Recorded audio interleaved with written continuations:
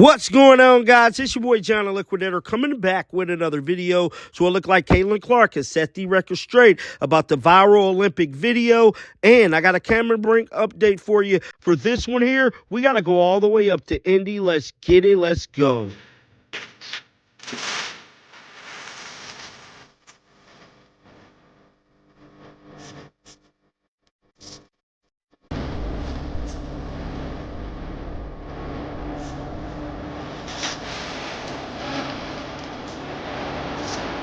So it looked like Caitlin Clark is setting the record straight about the video that is currently going viral online of her at the USA Olympic trials in Indiana that took place at Lucas Oil Stadium. Now, for those of you guys who might not have seen the video, Caitlin Clark stuck her finger in the water. Let's roll the footage right now.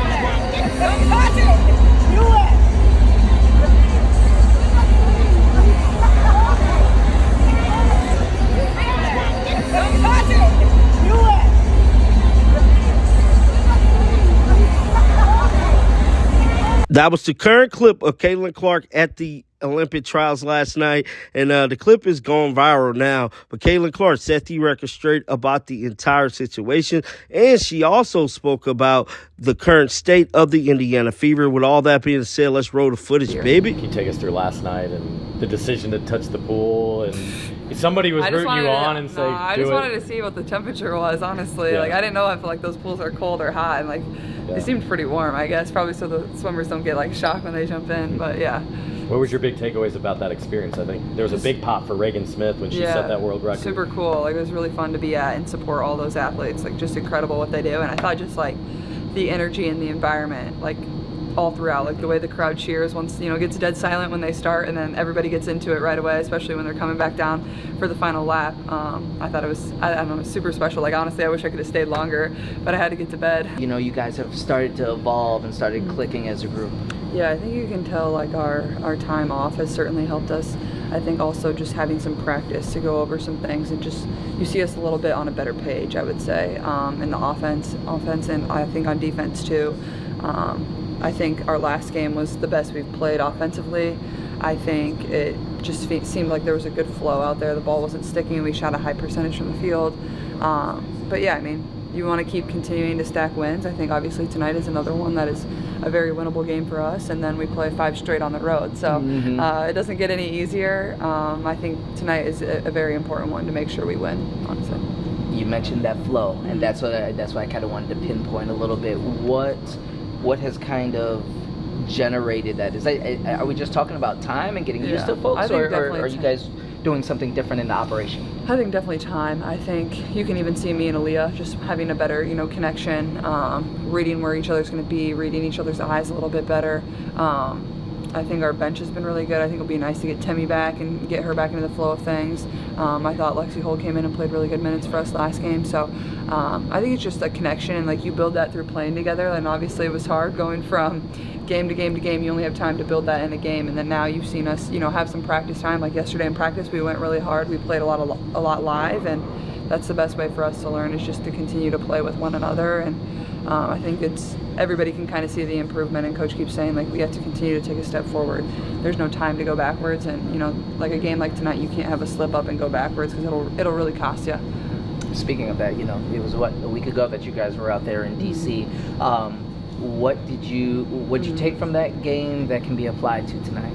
Yeah, I think honestly, like, they're a pretty physical team. I think they're great shooters, which is a little bit different than Chicago. Chicago wants to get downhill a little bit more, so I think you have to kind of adjust your mindset, and like you have to be there to contest threes. And I think they're playing almost completely different than how we played them the first time. I think they're really starting to get their mojo and their feel, and once you get a few wins together, like, that just gives you a ton of confidence. It gives them confidence. You know, we've found confidence in kind of the same thing. So, you know, it was a close game. I think, you know, Atkins is playing really good basketball right now too. I think Dolson we kind of let get free there for some open threes. So I think those are all going to be important things. It's really defending the 3-point line well. We can't, you know, give up 12 plus threes. It's going to be hard to win. You've seen every defense in the world from, you know, college and I'm sure here. How have you seen them the opposing teams start to kind of defend you in different ways, or give you different looks in these last, you know, as the season continues to go on? Yeah, I think teams are like running multiple different defenders at me throughout the game. I think it just depends on their personnel more so what I see off of a ball screen, whether it's, you know, drop or whether like Cardoso was playing more drop coverage on me. If it was somebody else, they would maybe trap with Angel a little bit more. So I think it just depends on the game. You know, Zolson's probably going to be in more of a drop or flood position on me. But I know I try to stay as prepared for, you know, blitzes and traps as best as I can, because I've seen it a lot and I expect a lot of teams to do that. And I thought that's one of the biggest ways we've improved over the course of the year so far is, you know, we've been able to play out of those a lot better. Aaliyah, unless getting the ball out of those traps and, you know, attacking the basket, you have an advantage. It's 4-on-3. So I think we've got a lot better in that regard too. Cool. Sweet. What improvements have you felt in terms of screen setting, getting you and everybody? That was Caitlin Clark setting record straight about their matchup against the DC Mystics tonight in Indiana. Moving on to another story yesterday.